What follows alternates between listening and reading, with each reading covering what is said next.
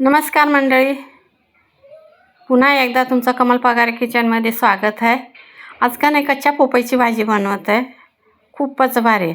आणि चण्याची डाळ आहे ते अर्धा एक तास पहिला कोमट पाण्यामध्ये भिजायला ठेवले होते, जास्ती नाही आहे, अर्धी वाटी चण्याची डाळ आहे आणि आता भिजून झालेली आहे। आता ही पोपई जी आहे का नाही, पोपई आपल्याला कापून सोलून घ्यायची वरनं पहिला।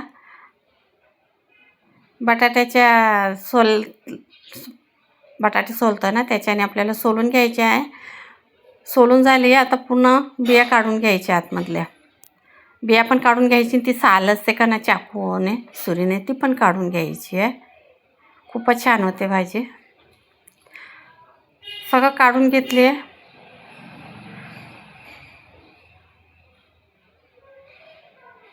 खूप मस्त होते।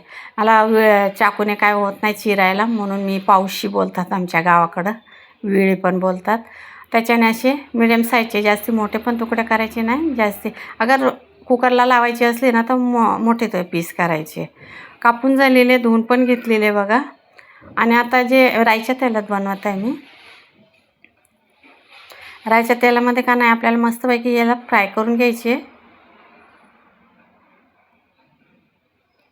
थोडीशी हळद आणि मीठ टाकून आपल्याला परतून घ्यायची आहे 5 मिनिटासाठी। याच्याने काय होते, चव लागते पाहिजे आणि त्याच्यामध्ये मीठ आणि हळदचा स्वाद चांगला मुरून जातो आहे। चला आता छान परतून झालेले आहे, आता काढून घेऊया। खूपच मस्त झालेले बघा, काढून घेऊया आता आणि भाजी बनवायला घ्यायची आहे।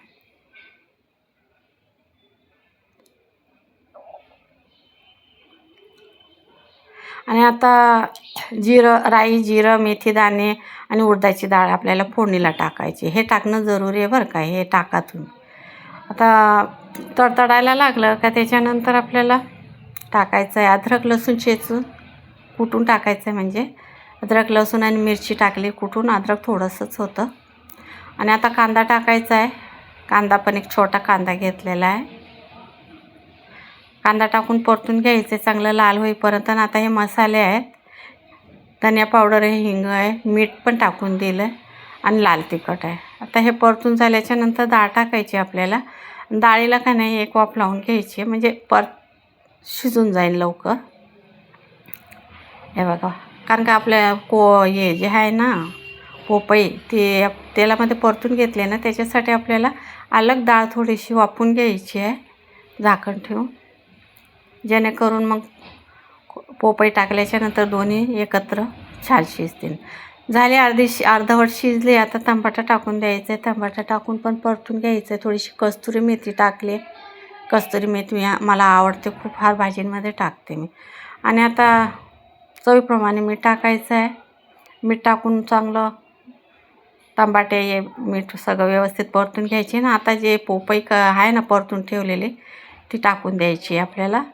आणि पोपई पण परतून घ्यायची, म्हणजे भाजी सगळे मसाले व्यवस्थित परतून घ्यायचे आहे। खूप छान झालेले भाजी, एवढं मस्त झालेले आहे ना, एका टायमाला सब झाले।